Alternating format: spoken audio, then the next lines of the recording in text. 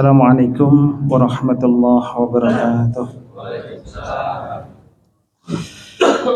Alhamdulillahirabbil alamin. Wassalatu wassalamu ala nabiyil karim Sayyidina wa maulana Muhammadin wa ala alihi wa sahbihi ajma'in. Asyhadu an la ilaha illallah wahdahu la syarikalah wa asyhadu anna Muhammadan abduhu wa rasuluhu la nabiyya wa la rasula ba'dah. Allahumma salli wa sallim wa barik ala sayyidina wa maulana wa habibina wa syafi'ina wa qudwatina nabiyyuna Muhammadin sallallahu alaihi wasallam wa ala alihi wa sahbihi ajma'in. Amma ba'du, para bapak, ibu, dan saudara sekalian jamaah salat isya rahimani wa rahimakumullah. Puji dan syukur marilah kita panjatkan kehadirat Allah Subhanahu wa taala atas segala nikmat yang senantiasa Allah karuniakan kepada kita semua hingga pada malam hari ini. Salawat dan salam semoga terlimpahkan kepada junjungan kita Nabi Agung, Rasul yang mulia, uswah hasanah untuk seluruh manusia, Rasulullah Muhammad sallallahu alaihi wasallam, dan semoga terlimpahkan pula kepada keluarga Rasulullah, kepada sahabat-sahabat Rasulullah, dan kepada seluruh umatnya yang benar-benar iman, benar-benar Islam hingga besok datangnya hari kiamat. Allahumma amin. Jamaah salat isya rahimani wa rahimakumullah. Sebelumnya saya mohon maaf barangkali jamaah yang biasanya bertatap muka dengan ustadz yang biasanya. Siapa saya nggak ngerti jadwal ustadz yang biasanya. Kok tiba-tiba ini ada wajah baru yang belum kenal. Sebatas menyampaikan amanah yang disampaikan kepada diri saya pada malam hari ini. Saya ingin menyampaikan satu nasihat untuk diri saya pribadi dan untuk jamaah sekalian, di mana nasihat ini saya merujuk kepada satu kitab yang ditulis oleh seorang alim yang bernama Abu Layth Asy-Syamarqandi. Beliau seorang ulama yang hidup pada tahun 350 Hijriah. Di antara karya beliau adalah kitab tafsir yang beliau beri judul Bahrul Ulum, dan beliau juga menulis kitab yang namanya atau diberi tulisan atau diberi judul Tanbihul Ghafilin. Di tausiah malam hari ini saya merujuk kepada kitab Tanbihul Ghafilin jilid yang ke-9. Di bab itu beliau menyampaikan satu pembahasan al-amal bil ilmi, beramal dengan ilmu. Tetapi ketika saya baca pembahasan bab tersebut, walau judul yang beliau berikan adalah al-amal bil ilmi, melakukan amal itu dengan ilmu, rupanya beliau lebih menitik tekankan bahwa beliau memberikan nasihat kepada kita kaum muslimin sebagai seorang muslim. Ketika kita itu sudah punya ilmu, kita itu sudah menjadi orang Islam lama, sudah ngaji lama. Dengan lamanya kita ngaji, kita punya ilmu dan bertambah pengetahuan kita tentang Islam. Beliau menasihatkan agar ilmu itu jangan hanya menjadi perbendaharaan kata, menambah pinter semata, namun tidak dibarengi dengan amal. Nah, di dalam pembahasan al-amal bil ilmi tersebut, beliau memberikan satu keterangan atau satu penjelasan terkait dengan tema yang saya angkat pada malam hari ini, yakni 3 golongan manusia yang asyaddul hasrah. 3 golongan manusia yang teramat sangat besar kerugiannya. Kalau kita berbicara tentang hasrah, khosirin, ada surat Al-Quran yang Allah Subhanahu wa Ta'ala itu menegaskan sesungguhnya manusia itu dalam keadaan kerugian. Itu surat apa? Surah Al-Asr. Wal asri innal insana lafi khusr. Demi waktu, sesungguhnya manusia itu dalam keadaan kerugian. Itu kalau terjemahan bahasa Indonesia. Tapi kalau kita detail memperhatikan kalimat dalam tatanan bahasa Arabnya, Allah itu berfirmannya innal insana lafi khusr.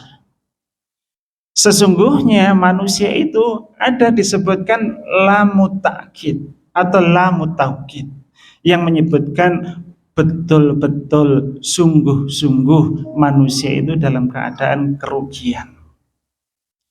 Lah, kalau saya buka di dalam kitab tafsir Ibnu Katsir, Al-Hafidz Ibnu Katsir rahimahullahu ta'ala memberikan penjelasan secara ringkas berkaitan tentang innal insana lafi khusr. Sesungguhnya manusia itu betul-betul dalam keadaan rugi. Apa kata Al-Hafidz Ibnu Katsir di dalam kitab tafsirnya?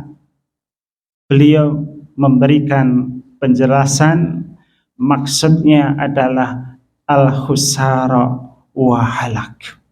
Manusia itu betul-betul dalam keadaan kerugian yang jumlahnya banyak, macamnya banyak, wa halak, dan manusia itu betul-betul dalam keadaan binasa, celaka. Itu kita. Kenapa kok sampai sedemikiannya? Manusia kok diciptakan oleh Allah bawaannya dalam keadaan kerugian yang besar, teramat sangat banyak macam kerugiannya, dan binasa yang teramat sangat besar.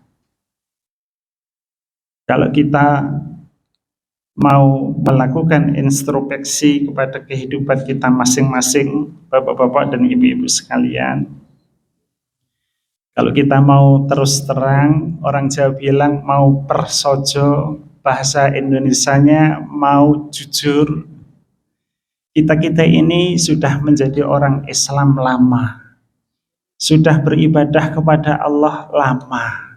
Kita ngaji di masjid, pengurus masjid mengupayakan diadakan kajian-kajian rutin karena berharap jamaahnya menjadi jamaah yang taat, patuh, dan tunduk kepada agama. Tapi kalau kita mau jujur, terus terang kepada diri kita sendiri-sendiri saja, tidak usah melihat sebelah kita. Di dalam perjalanan hidup kita yang sudah lama menjadi orang Islam, banyak pengetahuan Islam kita miliki dari hasil kita ngaji. Kita ini selama 24 jam kita lalui bertahun-tahun, lebih cenderung banyak mengikuti hawa nafsu atau mengikuti aturan Allah. Itulah manusia. Kita ngerti sebenarnya perkara yang kita lakukan itu dosa, tapi kadang kita maksa, kalah dengan hawa nafsu. Kita ngerti harusnya hidup itu kita melakukan seperti yang dikehendaki oleh Allah, tapi kita kalah dengan hawa nafsu, kita malas melakukannya. Disitulah kalau di dalam surah yang Al-Insan, yang ayat satunya sa'ala sa'ilum bi'adzabi waqi. Betul, surah Al-Insan. Al-Ma'arij ya. Di dalam surah Al-Ma'arij itu Allah memberikan sifat manusia, innal insana khuliqa halu'a. Sesungguhnya manusia itu diciptakan Allah dalam keadaan keluh kesah. Bawaannya seperti itu. Apa penjelasan yang diberikan oleh Allah tentang tabiat manusia yang suka berkeluh kesah? Wa idza massahu syarru jazua. Ketika dirinya ditimpa, hidupnya dilanda, hidupnya menghadapi perkara-perkara yang buruk, yang susah, yang sulit, serba banyak masalah, apa yang biasa terjadi dilakukan oleh manusia? Jazuan. Apa jazuan itu, Pak? Ngerutu. Kalau orang Jawa bilang sukanya piak-piak. Ketemu teman mengeluh, ketemu tetangga mengeluh, ketemu saudara mengeluh. Lupa dengan kebaikan yang diberikan oleh Allah. Lupa dengan nikmat yang diberikan oleh Allah. Wa idza massahul khairu manu'a. Tapi sebaliknya, ketika manusia itu diberi kebaikan oleh Allah, badannya sehat, cari rezeki gampang, duitnya banyak, bawaannya apa manusia itu? Manu'an. Dia kikir, dia genggam betul harta itu, dicinta betul, disayang betul. Kadang melebihi sayangnya kepada Allah. Itulah bapak-bapak, ibu-ibu rahimani wa rahimakumullah. Makanya Allah Subhanahu wa taala memberikan satu penjelasan, innal insana lafi khusr. Sesungguhnya manusia itu betul-betul sungguh-sungguh dalam keadaan rugi, dalam keadaan celaka. Lah, kalau di dalam kitab Tanbihul Ghafilin yang menjelaskan atau membahas bab al-amal bil ilmi, beliau penulis kitab ini yakni Syekh Abul Laits Asy-Syamarqandi niku memberikan satu keterangan, asyaddul hasrah yaumal qiyamah salasa. Manusia yang paling dahsyat ruginya, paling besar celakanya besok pada hari kiamat itu ada 3 golongan manusia. Siapa 3 golongan manusia itu? Yang pertama, beliau katakan rajulun lahu mamlukun salih yadkhulul jannah wa maulahu yadkhulun nar. Itu yang pertama. Yakni seseorang rajulun salih. Loh kok kalimatnya rajul? Seorang laki-laki, rajulun lahu mamlukun salih. Seorang laki-laki yang memiliki mamluk. Apa mamluk itu, Pak? Seorang budak, seorang bawahan, seorang karyawan, seorang anak buah. Tak dikatakan seorang laki-laki, berarti penjelasan ini tidak termasuk ibu-ibu. Bukan begitu. Disitulah indahnya tata bahasa Islam. Kenapa kok disebutkan rajulun, tidak disebutkan annas? Karena di dalam Islam itu ar-rijalu qawwamuna 'alan nisa. Laki-laki itu pemimpin bagi wanita. Maka ketika itu disebutkan rijal atau rajul, maka di situ hakikatnya wanita masuk di dalam pembahasan itu. Sampai ada satu keterangan yang menyebutkan khusus hal itu memang untuk kaum laki-laki.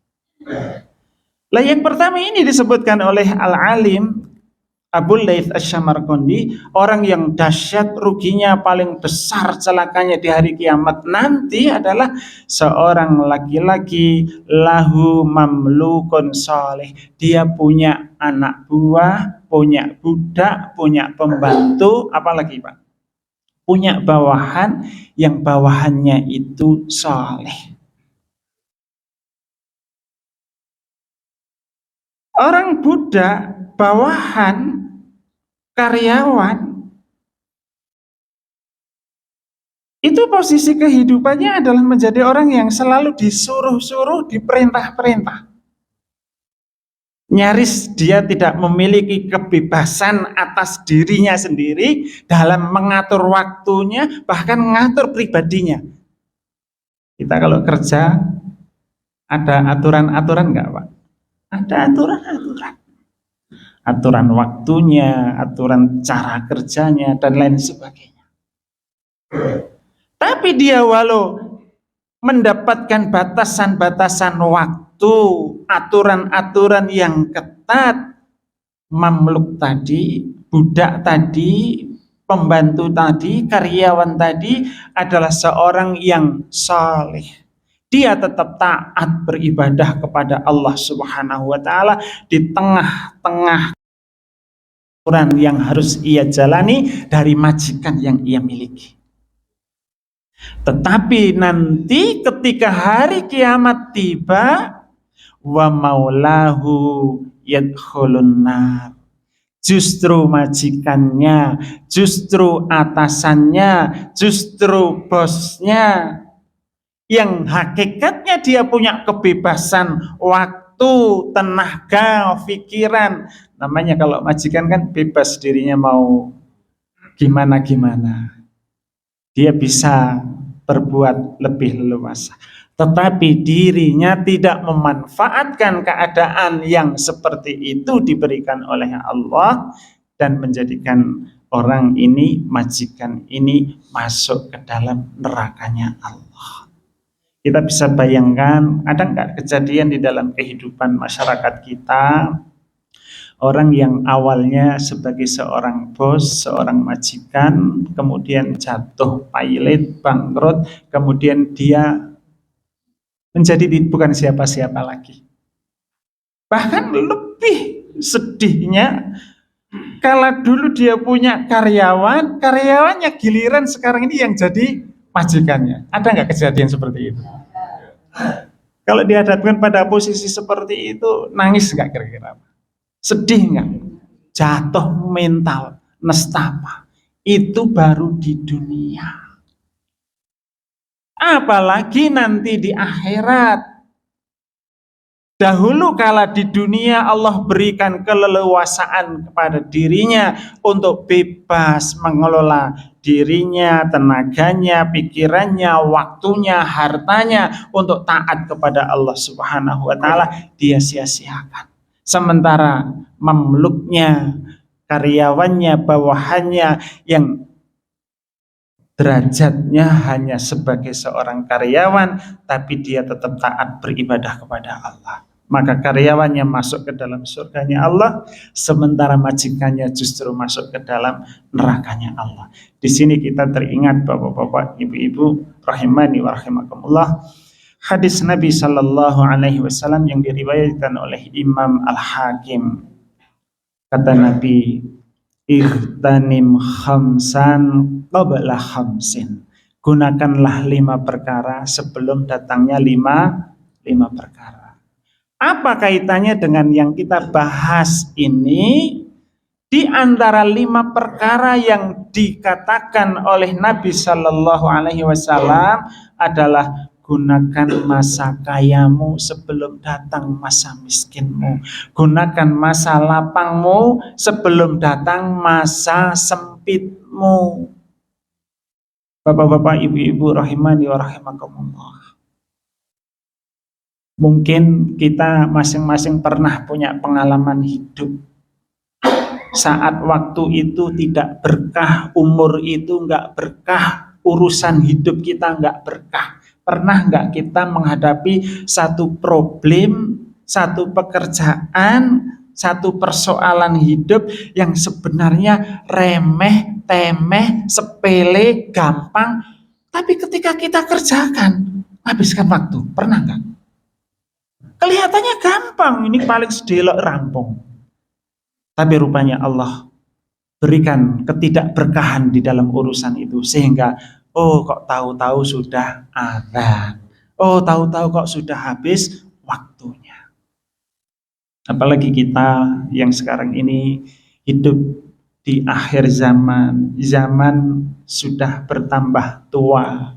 Di antara tanda semakin dekat datangnya hari kiamat apa Pak? Taqarubuz zaman, dekatnya waktu, singkat. Itu yang pertama, Bapak-bapak, Ibu-ibu rahimani wa rahimakumullah. Manusia yang paling dahsyat, paling besar celaka kerugiannya nanti pada hari kiamat. Di dunia enak, kepenak, sebagai seorang majikan, punya karyawan. Tapi ketika di akhirat, karyawannya masuk ke dalam surganya Allah, dirinya sebagai majikan justru jatuh di dalam nerakanya Allah Subhanahu wa ta'ala. A'udzubillah tsumma na'udzubillah. Kemudian yang kedua, Bapak-bapak, Ibu-ibu rahimani wa rahimakumullah. Rajulun jama'al mal. Seorang laki-laki yang mengumpulkan harta. Siapa kita-kita yang tidak mengumpulkan harta? Mengumpulkan enggak, Pak? Kita semua mengumpulkan harta. Ibu-ibu mengumpulkan harta enggak? Ibu-ibu juga mengumpulkan harta. Mungkin bapaknya saja yang mengumpulkan, tapi ibunya yang mengelola. Atau mungkin dua-duanya sama-sama mengumpulkan harta. Rajulun jama'al mal. Siang malam, pagi sore, bahkan kadang-kadang pagi hari berangkat, sore hari baru pulang. Pagi-pagi anaknya belum bangun, pulangnya anak sudah tidur lagi. Kadang begitu kan? Sibuk ngurusi harta, sibuk mengumpulkan duit. Betul, orang ini kemudian menjadi orang yang banyak duitnya, banyak hartanya, banyak emasnya. Jadi ingat, korupsi yang sering disidang di acara televisi ada nggak Pak itu? Sidang korupsi yang terakhir, akhir-akhir berapa triliun nih Pak? Yang juga termasuk ditemukan emas 51 berapa? 51 kilo itu emasnya. Ibu-ibu, bapak-bapak ada yang punya 51 kilo. Bahkan Pak Mahfud MD, ini kok malah rotok menggok gitu ya. Pak Mahfud MD itu beliau menyampaikan, saking duit sebesar itu nggak mungkin kalau disetorkan ke bank. Maka orang yang korupsi itu apa Pak? Dia punya kontainer Pak. Kontainer box sebesar itu, bukan kontainer box di rumah kita loh nggih. Tapi kontainer mobil, kontainer yang berapa meter panjangnya itu, dia punya itu, tapi digunakan untuk apa Pak? Untuk nyimpan uang. Dahulu ketika masih di awal-awal kampanye atau menjelang kampanye, saya itu kadang-kadang berusaha punya perhatian terhadap apa yang disampaikan oleh pejabat, tapi saya masih menilai lurus gitu. Konon menurut Pak Mahfud MD ini dalam soal tambang nikel, belum freeportnya Pak. Mungkin bapak-bapak, ibu-ibu juga pernah mendapati videonya. Kata beliau, seandainya kekayaan negara dari tambang nikel itu tidak dikorupsi, itu rakyat Indonesia itu bisa mendapatkan jatah setiap bulan per kepala 20 juta.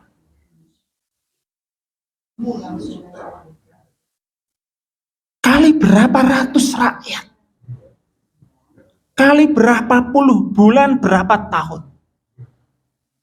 Tapi ini saya nggak ngaji tentang politik ya. Saya ngaji tentang niki wonge, mohon maaf.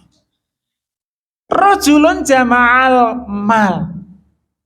Orang yang paling dahsyat celakanya nanti di hari kiamat itu seseorang yang senang mengumpulkan harta, dia sukses punya harta, banyak duitnya, banyak simpanannya. Tetapi dikatakan oleh beliau, wa mana'a minhu huquqallahi ta'ala. Tapi dia ini mencegah, menghalangi dirinya, menghambat dirinya dari menunaikan hak-haknya Allah. Dia memang pinter bekerja, pinter cari duit, pinter untuk menjadi kaya. Namun ketika dirinya menjadi orang yang berduit, kaya raya, hartanya banyak, duit itu dia tidak senang untuk digunakan berbagi kepada Allah, nggak seneng, berbagi untuk Rasulullah nggak seneng, berbagi untuk umat Rasulullah juga nggak seneng. Alias orang niku napa Pak? Petungan. Orang Jawa bilang petungan, pirsa bahasa Indonesia ini napa Pak? Pelit iya, bakhil iya, perhitungannya minta ampun. Sayang sekali. Tapi di kitab itu kemudian disebutkan, wa man aminhu huquqallah, dia kemudian senang merintangi dirinya, menghalangi dirinya untuk menunaikan hak-haknya Allah, fayamutu. Ternyata tiba-tiba orang itu juga cuman mati. Sudah capek-capek bekerja, menjadi orang kaya, duitnya banyak, hartanya banyak, ternyata juga cuman di bawah enggak kalau mati. Nah, tapi bukan itu yang menjadikan dia asyaddul hasrah yaumal qiyamah. Dia menjadi orang yang paling kuat, paling besar, paling dahsyat celakanya pada hari kiamat. Terus apa yang menjadikan dia termasuk orang paling celaka pada hari kiamat? Ketika orang ini mati, ya Allah, fayunfiqu warasatuhu fi ta'atillahi azza wa jalla. Ahli warisnya, enak enggak Pak ahli warisnya? Orang ini kerja capek, pontang-panting siang malam. Kalau orang Jawa bilang, ya tidak seluruhnya orang Jawa mungkin nggak tahu. Ya. Sikil dinggo sirah, sirah dinggo sikil. Awan dinggo bengi, bengi dinggo awan. Tahu nggih? Letih, lelah. Saking dia pengen menjadi orang yang banyak hartanya. Namun ternyata dia mati. Ketika dia mati, siapa yang nemu hartanya? Ahli warisnya. Enak, nemu harta banyak. Fayunfiqu warasatuhu fi ta'atillahi azza wa jalla. Ahli warisnya ini menggunakan harta peninggalan orang tuanya untuk taat kepada Allah. Saya baca keterangan ini merinding sebagai orang tua.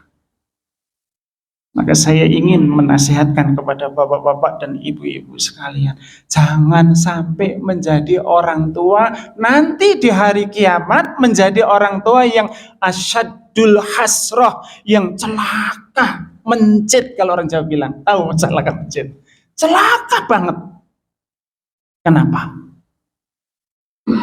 Allah berikan harta yang banyak kepada kita, kita nggak menggunakan untuk taat kepada Allah. Sering kan bapak-bapak ibu-ibu kita dapatkan orang tua itu, mohon maaf, mikirnya ke anak itu kelewat sayang melebihi sayangnya kepada Allah.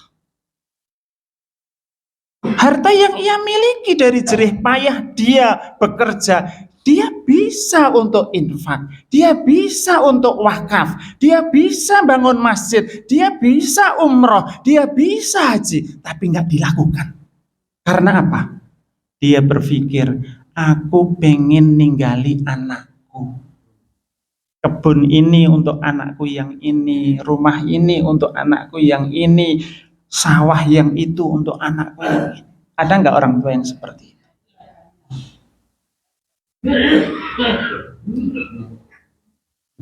Saya tidak bujui kita menjadi orang tua yang nggak mau mikir anak. Tidak.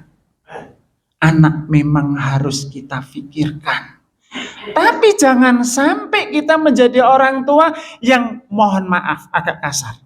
Gara-gara mikir ke anak, kita sendiri nggak mikir nasib kita di akhirat. Padahal, bapak-bapak, ibu-ibu, seluruh manusia tak terkecuali anak-anak kita, tak terkecuali diri kita, lahir ke muka bumi ini pasti sudah membawa jatah rezeki, takdir rezeki. Yakin nggak itu? Bahkan kita ini harus yakin. Seandainya pun kita mau menolak rezeki yang sudah diplot Allah, ditakdirkan Allah atas diri kita, kita lari meninggalkan takdir Allah. Aku nggak mau dengan takdir rezekinya Allah. Yakinlah rezeki itu yang akan lari mengejar kita. Sudah yakin begitu, kenapa kita orang tua suka berlebih mikir ke masa depan anak? Sehingga kita lupa dengan masa depan kita di akhir. Kalau kata Rasulullah, sabda Nabi Shallallahu Alaihi Wasallam di dalam hadis yang diriwayatkan oleh Imam Bukhari, Imam Muslim juga meriwayatkan, kata Nabi, inna ahadukum yujma'u khalqahu fi batni ummihi arba'ina yawman nutfah thumma yakunu 'alaqatan mithla dzalik thumma yakunu mudghatan mithla dzalik. Panjang hadis.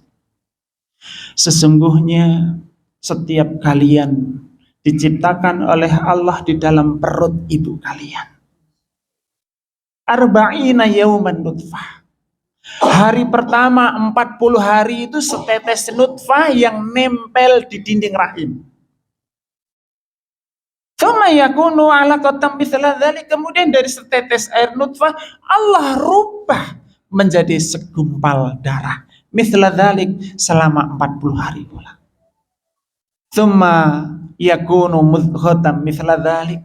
Kemudian Allah rubah dari segumpal darah menjadi sekepal daging. Mithla dzalik selama 40 hari pula.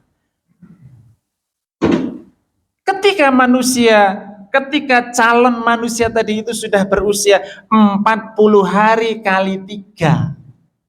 Setetes nutfah 40 hari, segumpal darah 40 hari, segumpal daging 40 hari. Berapa hari berarti Pak? 120 hari. Berapa bulan 120 hari? Berarti usia 4 bulan. Ketika jabang bayi, embrio berusia 4 bulan di dalam perut ibunya, Allah Subhanahu wa ta'ala memerintahkan kepada malaikat, fayangfukhu fihi ruh, tiupkan roh ke dalam calon manusia ini. Wa yu'mar bi arba'in kalimatin, dan Allah memerintahkan kepada malaikat tadi itu, tetapkan 4 perkara. Ini nggak bisa kita menolak. Apa itu 4 perkara? Satu di antara yang Allah kehendaki supaya ditetapkan oleh malaikat, dicatat di dalam kitab catatan takdir oleh malaikat, bikat bin rizqihi, tetapkan rezekinya. Kita ini bapak-bapak, ibu-ibu, kenapa kadang kita menjadi orang tua yang resah, gelisah, galau dengan masa depan anak-anak kita? Sering nggak orang tua seperti itu? Anakku besok gimana nasibnya, kerja apa, rekoso apa senang, gitu kan? Sehingga kemudian berjibaku dengan dunia, semua dikerahkan untuk memikirkan masa depan anak yang padahal masa depan itu sudah ditetapkan oleh Allah Subhanahu wa taala. Bahkan kalau Bapak-bapak, Ibu-ibu, kalau kita ingat kepada peristiwanya Imam Syafi'i. Imam Syafi'i itu kan pernah berselisih faham, berselisih madhab, berselisih pendapat dengan gurunya. Gurunya Imam Syafi'i siapa? Imam Malik rahimahullah. Berkaitan dengan rezeki, Imam Syafi'i punya pendapat yang berbeda dengan Imam Malik. Menurut Imam Syafi'i, memang manusia itu sudah ditakdirkan rezekinya oleh Allah, tapi tetap harus berusaha. Maka ada satu kisah berkaitan dengan madhab atau pendapatnya Imam Syafi'i. Ketika itu untuk membuktikan pendapatnya yang berbeda dengan pendapat gurunya, Imam Syafi'i pernah suatu hari mendapatkan tetangganya itu sedang panen raya, panen kurma. Jadi ini sekaligus menjadi satu ilmu bagi kita nggih Bapak-bapak. Kalau ulama itu ya wis matek dadi alim merasa nyambut gawe, enggak begitu nggih. Ulama itu ya kerja. Lah terus dakwahnya gimana? Dakwah itu, urusan agama itu merupakan hikmatul linnas, layanan terhadap manusia. Tidak menjadikan dakwah itu sebagai kerjaan. Imam Syafi'i akhirnya buruh kerja panen kurma. Ulama Pak. Kalau jenengan jadi seorang guru ngaji ulama, masa aku buruh panen kurma gitu. Masa aku buruh panen pari, enggak, gengsi kan gitu. Banyak kan ulama-ulama yang kerjaannya itu kerjaan rendahan Pak. Ulama tapi kerjaannya rendahan. Seperti Sufyan Ats-Tsauri. Gaweane apa kerjaannya Sufyan Ats-Tsauri Pak? Dia pernah karena orang miskin, dia pengen ibadah haji nggak punya modal Pak. Akhirnya apa? Kalau dia sambat kepada jamaah ngajinya tentu diragati Pak. Tapi bukan begitu modelnya orang alim itu, nggak seperti itu. Seneng ngerepot ke menungso terus esok disumbang enggak. Sufyan Ats-Tsauri cari tempat yang nggak mengenal dirinya, ingin nebeng kepada rombongan haji. Saking dirinya nggak punya modal, apa yang dilakukan? Ya wis aku tak buruh jadi tukang masakmu. Ulama besar. Bahkan para nabi juga begitu. Nabi Yahya bin Zakaria kerjaannya apa Pak? Tukang kayu. Nabi Ibrahim kerjaannya apa? Penjual kain. Jadi mohon maaf ya kalau seorang alim, seorang ulama itu kok itu ulama kok isih kerja. Justru dia kerja itu dia ingin menyelamatkan ilmunya. Lah kembali kepada Imam Syafi'i tadi. Ketika Imam Syafi'i sudah panen kurma, buruh membantu panen kurma oleh tetangganya yang dibantu panen kurma tadi, Imam Syafi'i diberi upah 1 tandan kurma, dipilihkan yang bagus. Di situ Imam Syafi'i kemudian ingat dirinya berbeda pendapat dengan gurunya. Dia bawa kurma itu kepada gurunya. Dia menjadi murid yang baik, pengertian kepada gurunya. Apa yang dilakukan oleh Imam Syafi'i? Wahai Syekh, wahai Imam Malik, aku berikan sebahagian kurma ini kepadamu, dan inilah menjadi hujah pendapatku. Apa maksudmu wahai Muhammad bin Idris, wahai Imam Syafi'i? Saya berpendapat bahwa rezeki memang sudah ditakdirkan oleh Allah. Tapi kalau saya nggak kerja ikut panen kurma, saya nggak dapat kurma ini. Betul nggak? Betul. Tapi gurunya senyum-senyum menerima kurma pemberian Imam Syafi'i. Ya ini juga pendapatku. Sambil tersenyum beliau mengatakan, aku walau nggak kerja panen kurma, karena takdir rezekiku dapat kurma, kurma ini sampai di rumahku. Di sini bapak-bapak ibu-ibu, yakinkan diri kita. Rukun iman yang keenam itu iman kepada apa? Iman kepada takdir. Kita jangan menjadi orang tua gara-gara mikir ke anak, kita korbankan seluruhnya untuk anak, kita lupa nasib kita di akhirat. Padahal anak sudah disiapi takdir jatah rezeki oleh Allah Tuhan kita.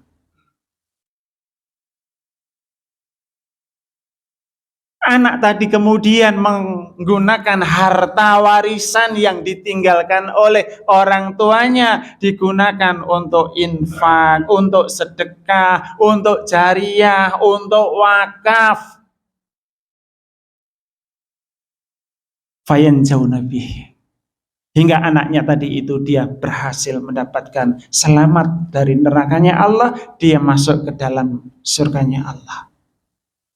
Warajulun jama'al mal yadkhulunar. Sementara laki-laki yang mengumpulkan harta, yang kerja keras pontang-panting mengumpulkan harta, dirinya justru masuk ke dalam neraka. Mohon maaf, sampai jam berapa Pak? Biasa jam 8 ini pun jam 8 nggih. Enggak apa-apa, enggak sampai yang nomor 3 enggak apa-apa nggih. Ini apa yang disebutkan oleh Asy-Syaikh Al-Alim Al-Faqih Abu Laits Asy-Syamarqandi rahimahullah taala di dalam kitabnya tentang bab al-amal bil ilmi, beliau menjelaskan asyaddul hasrah yaumal qiyamah thalatha. Manusia yang paling celaka, paling rugi nanti di hari kiamat ada 3. 2 di antaranya sudah kita sampaikan. Yang satu saya bacakan mawon nggih. Saya bacakan aja supaya enggak koma. Kalau koma ya terus yang satu apa jenengan penasaran nanti ndak. Yang ketiga disebutkan oleh beliau, wa rajulun alimun su'un. Yang ketiga adalah seorang laki-laki alim, ilmunya banyak, statusnya sebagai ulama, sebagai guru ngaji, sebagai seorang ustadz, su'un, tetapi dia adalah orang alim yang buruk. Apa buruknya? Ya Allah, saya takut menyampaikan hal ini. Tapi ini bukan hanya untuk saya, karena jenengan bagaimanapun juga kita semua ngaji, kita semua tholabul ilmi, dan kita semua nyatanya bertambah ilmu. Nggih mboten? Jangan sampai kita punya ilmu menjadi orang yang ngerti ilmu-ilmu Islam. Alimun su'un, tetapi menjadi orang yang pinter ilmu agama Islam, paham ayatnya, hafid Quran hadisnya, menguasai apa qaul ulama. Yuhaditsun nas, yang pekerjaannya sering menceramai manusia, menasihati manusia, menggalang tetangga, menggalang masyarakat. Untuk apa? Untuk memahami agama Allah. Tetapi ma'asyiral muslimin wal muslimat rahimani wa rahimakumullah, fayanjunan nasa bi'ilmi. Karena nasihatnya ustadz tadi, karena nasihatnya ulama tadi, manusia yang mau dinasihati, manusia yang mau dengarkan dakwahnya, manusia yang mau mendengarkan khutbahnya, fayanjaunan nas, manusia selamat, bisa masuk ke dalam surganya Allah. Fayasiru ilan nar. Sementara dirinya sebagai seorang alim, orang yang pinter menasehati, dirinya justru masuk ke dalam nerakanya Allah. Bapak-bapak, ibu-ibu, di sini ada hadis yang disampaikan oleh Rasulullah Sallallahu Alaihi Wasallam.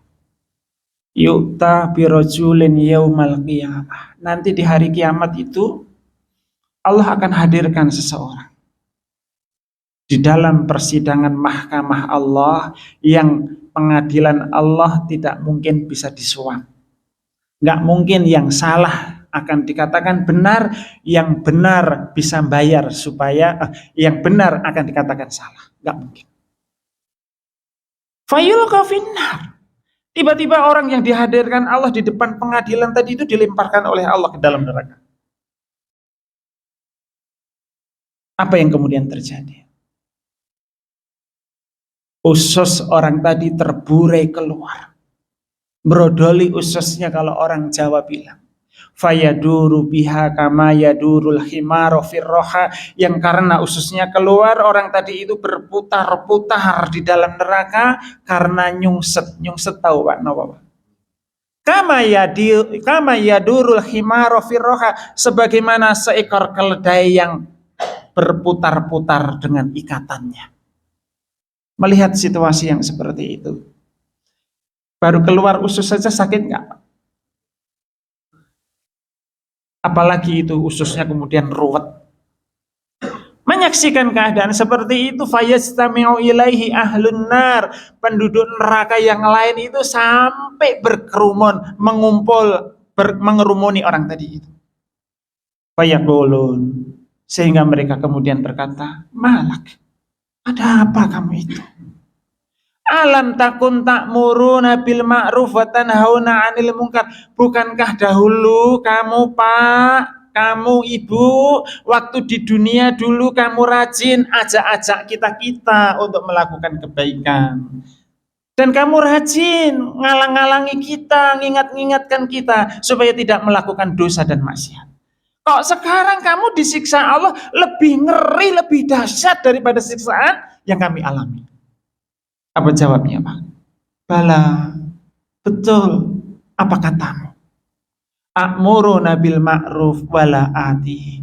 Aku memang senang mengajak manusia untuk berbuat yang ma'ruf, tapi aku sendiri tidak melaksanakannya. Wa anha 'anil munkar, dan aku juga senang mencegah manusia dari kemungkaran. Wa atihi, tapi aku sendiri ternyata senang melakukan kemungkaran itu. Ada nggak model orang seperti itu? Bapak-bapak, ibu-ibu, terakhir sebagai penutup. Ulama yang bernama Ibnu Rajab Al-Hambali. Pernah dengar nggih ulama ini nggih? Ibnu Rajab Al-Hambali, beliau memberikan satu penjelasan. Inna khatimatas su takunu bisababin dasisatun lil abdi la yatlu 'alaihan nas. Sesungguhnya su'ul khatimah itu, su'ul khatimah persa nggih Pak? Mati yang hina dina, mati yang nanti pasti neraka.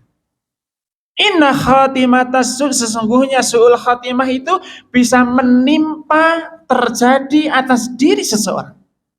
Apa yang menyebabkan? Dasisatun lil abdi la yatlu'u 'alaihan nas, dikarenakan orang tadi pinter melakukan dasisah. Dasisah itu apa? Pinter manipulasi amal.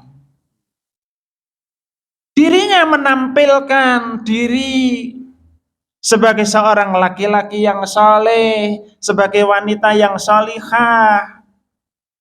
Pakaiannya islami, pakai peci, kalau sholat kelihatan khusyuk, jenggotnya panjang, bawaannya tasbih, bawaannya sorban, sehingga orang melihatnya ini laki-laki yang soleh.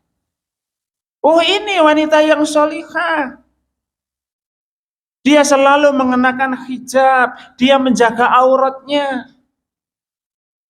Tetapi rupanya di balik itu semua dia melakukan manipulasi amal. Di saat tidak dilihat temannya, di saat tidak disaksikan tetangganya, di saat tidak bersama-sama dengan manusia yang lain, dia berani melakukan amal secara sembunyi-sembunyi, melakukan dosa secara sembunyi-sembunyi. Inilah yang akan menjadikan seseorang yang tampaknya soleh, tampaknya solihah, tampaknya ahli ibadah, namun sejatinya dia adalah pendosa yang berani berbuat dosa kepada Allah secara sembunyi-sembunyi. itulah yang akan menjadikan seseorang masuk ke dalam su'ul khatimah. Demikian para bapak, para ibu rahimani wa rahimakumullah yang saya sampaikan pada kesempatan malam hari ini. Mohon maaf. Aku qouli hadza astaghfirullahu li wa lakum wa lisairil mu'minina min kulli dzambin walhamdulillahirabbil alamin. Assalamualaikum warahmatullahi wabarakatuh.